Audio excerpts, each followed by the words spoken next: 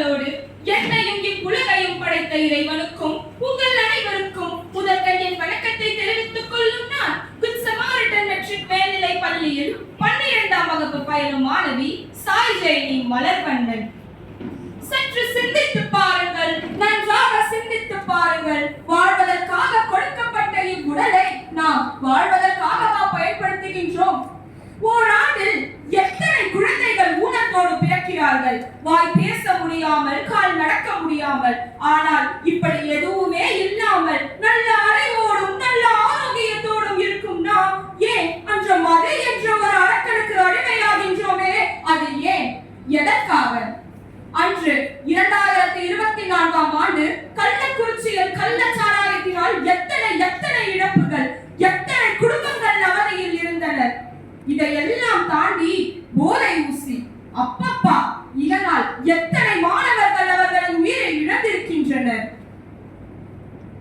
இந்தியாவில் நம் தமிழக அரசு சில முக்கியமான விதிகளை விதித்திருக்கின்றது. அதில் முக்கியமான ஒன்று 21 வயதிற்கு மேற்பட்டோர் மட்டுமே மது அருந்தலாம் என்ற ஒரு திட்டம். இத்திட்டம் வரவேற்கத்தக்கது. அது மட்டுமல்லாமல் பேருந்து நிலையம், கல்விக்கூடம் மற்றும் வழிபாடு தலங்களின் அருகில் உள்ள கிட்டத்தட்ட 717 மது கடைகளை மூடியுள்ளது நம் தமிழக அரசு. இதுவும் வரவேற்கத்தக்கது. இந்தியாவில் தமிழ்நாட்டில் கற்றோரின் எண்ணிக்கை அடிப்படையில் தமிழ்நாடு 17வது இடத்தில் உள்ளது. அதே மது அருந்துபவரின் எண்ணிக்கையை எடுத்து பார்த்தால் 2வது இடத்தில் உள்ளது. இது ஏன், எதற்காக? ஏனென்றால் பள்ளிக்கூடத்தில் உட்கார்ந்து படிக்க சொன்னால் நம் மாணவர்கள் மதுக்கடையில் உட்கார்ந்து மெழுக்காடை அல்லவா படித்துக் கொண்டிருக்கிறார்கள். இப்படி இருந்தால் சமூகம் எப்படி முன்னேறும்? Dream, dream, dream. You have to dream before your dream comes true. என்று அப்துல் கலாம் ஐயாவின் வார்த்தைகள் எங்கே எங்கே?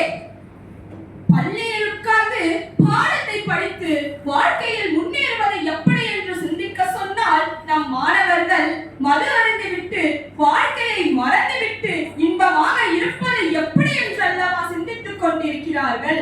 இப்படி இருக்கும் நிலைமையில் நம் நாடு எப்படி முன்னேறும்? You can't change your future, but you can change your habits. If you change your habits, surely it will change the future. உங்களால் உங்கள் எதிர்காலத்தை மாற்ற முடியாது, ஆனால் உங்கள் பழக்கங்களை மாற்ற முடியும். நிச்சயமாக உங்கள் பழக்கங்கள் உங்கள் எதிர்காலத்தை மாற்றும் என்பதை அனைவரும் நினைவு கூறுங்கள். தாயின் மணிக்கொடி